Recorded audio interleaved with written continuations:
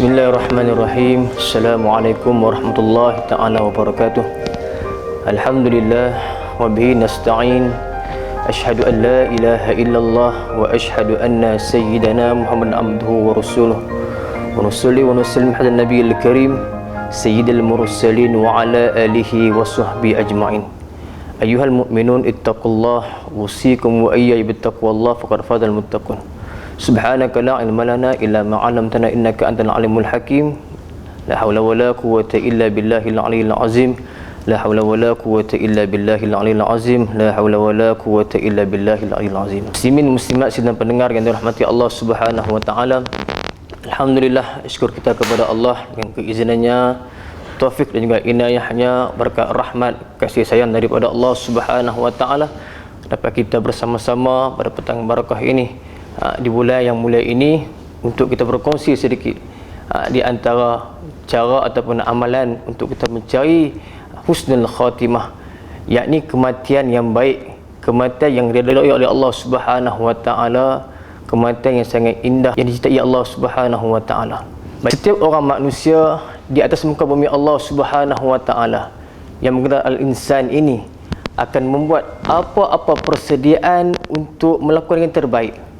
Tidak kiralah persediaan untuk temu duga untuk bekerja, persediaan untuk di ambang gerbang perkahwinan, persediaan untuk ketika mana menjadi ibu ataupun ayah. Semua orang akan bersedia dengan kelakuan masing-masing, dengan cara masing-masing untuk mendapatkan hasil yang terbaik. Begitu juga tuan-tuan sidang pendengar dirahmati Allah Subhanahu wa taala, dengan satu perkara ini yang mana semua orang akan hadapi.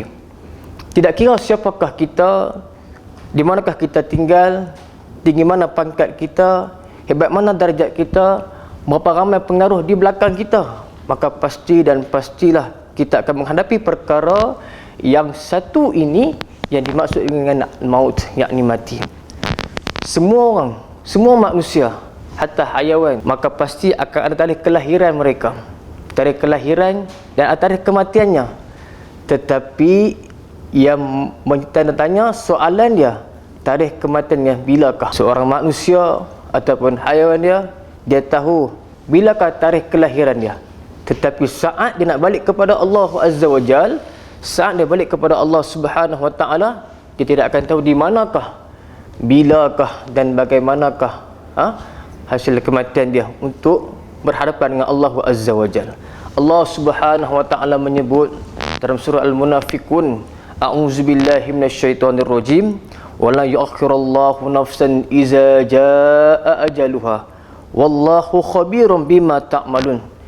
Ingatlah wahai manusia, kata Allah Azza wa Jal dalam surah Al-Munafiqun ayat yang ke-11, Allah Subhanahu wa taala tidak sekali-kali melambatkan kematian satu orang manusia apabila sampai ajalnya, dan Allah Subhanahu wa taala amatlah mendalam pengetahuannya mengenai segala apa yang kamu kerjakan. Maka sidang pendengar, tuan-tuan muslimin muslimat yang dirahmati Allah Subhanahu wa taala, kita sangat perlukan kepada persediaan yang rapi, yang terbaik untuk bertemu dengan Allah Azza wa Jal, untuk mendapat kematian yang baik, kematian yang husnul khatimah. Sebab apa?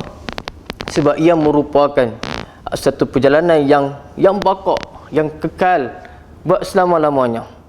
Dan semua orang, saya dan tuan-tuan dan puan-puan, ada dua pilihan saja, dua kubur saja, yakni kubur yang baik dan wali'iyahzubillah yang di sebaliknya. Satu hari Nabi SAW hadir dalam satu perkebumian dalam kalangan Ansar pada ketika itu. Lalu Nabi mengambil satu lidi sebagai contoh. Nabi angkat lidi ini, lalu baginda mencerit-cerit di tanah kubur. Nabi buat macam line di tanah kubur. Nabi mengungkapkan kata ista'izu min azabil qabri. Ista'izu min azabil qabri. Kamu semua mintalah pertolongan daripada azab kubur. Mintalah pertolongan kepada Allah daripada azab kubur. Sebab inilah merupakan satu perhentian, satu R&R yang sangatlah panjang yang akan bermula saat pada ketika itu bagi setiap orang manusia selepas alam rahim, selepas alam dunia. Ini alam yang ketiga sidang pendengar dirahmati Allah Ta'ala, alam yang kita akan kekal buat selama-lamanya. Allahu Akbar.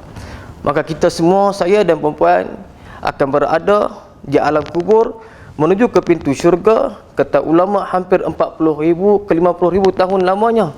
Kata ulama dari pintu kubur menuju ke pintu syurga Allah Subhanahu wa taala. Pada ketika itu perjalanan kita menuju ke syurga Allah Subhanahu wa taala tanpa ditemani oleh sesiapa sekalipun, yang mana perjalanan sejauh hampir sekitar 91,500 tahun lamanya pada ketika itu. Wa mal hayatud dunya illa la'ibun wa lahwun walad darul akhiratu khairul lil ladzina yattaqun afala ta'qilun. Surah Al-An'am ayat yang ke-32. Allah menyatakan kepada kita, dan tidak dinamakan kehidupan dunia melainkan la'ibun wa lahwun, permainan yang hanya sia-sia, dan juga hiburan yang sangatlah melalaikan, menipu dayakan kamu. Dan demi sesungguhnya negeri akhirat itu, wa darul akhiratu khairul ladzina yattaqun, lebih baik bagi orang yang bertakwa. Oleh itu kata Allah Subhanahu wa taala, afala ta'qilun, tidakkah kamu wahai manusia berfikir tentang kejadian akhirat yang sangatlah panjang, yang akan kekal selama-lamanya.